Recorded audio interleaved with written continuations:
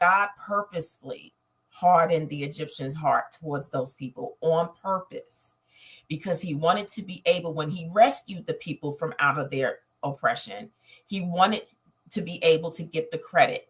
And so he wanted you to be able to see his glory. So we don't know. I think something spiritual is also happening in this time as well. A lot of it is not just the natural. I think something spiritual is going on, because I think there's a purposeful hardening. And blinder, for them, right? He sent every plague on the planet, and nothing caused them to release the oppression of those people.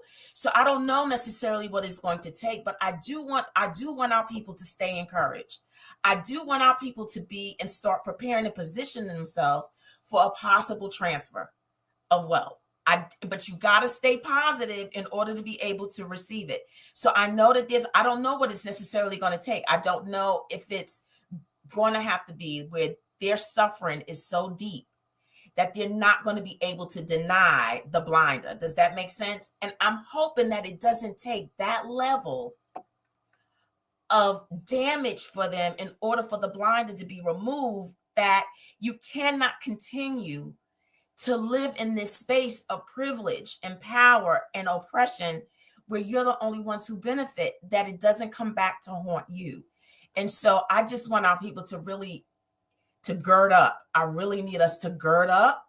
And we're going to have to check in on our people and make sure that they're good, so that when this transfer does occur, that you are prepared in a position to be able to be a part of it.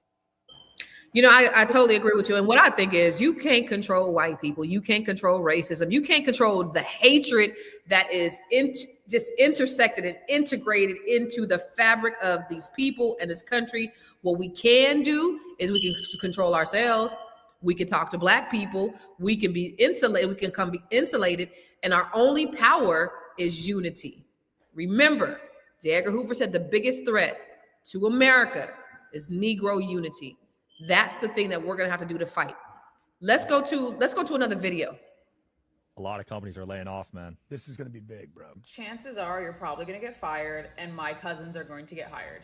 Let me explain. A lot of big corporations in America are no longer hiring American people for American jobs. Instead, they are outsourcing them to countries like India, Pakistan, Philippines, Poland, because it is a lot cheaper to hire people from there. Now, before we start to get mad about people from other countries taking our job, let's come to terms with this very important fact that's honestly causing the downturn of America. And that is our hyper-individualistic and hyper-capitalistic culture that is honestly not seen in other countries. Typically, other countries are very community-based, whereas people live together, they know each other, they know of their families, they actually really care about each other. And when there comes a time of crisis, they reach out and they step in to help you. However, in America, and especially American corporate culture, there is not a culture of people helping each other. Your biggest competitor is not another customer or another client or another business taking your job. It's your coworker. No one is preying on your downfall more than your coworker in a corporate America job, because corporate culture is set up and designed to have us everyday people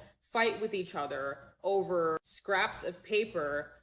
Meanwhile, the execs and the CEOs are getting paid top dollar, and they are continuing to make more and more money, leading to them having this crazy wealth gap that we now see between the ordinary people versus the high-level exec people.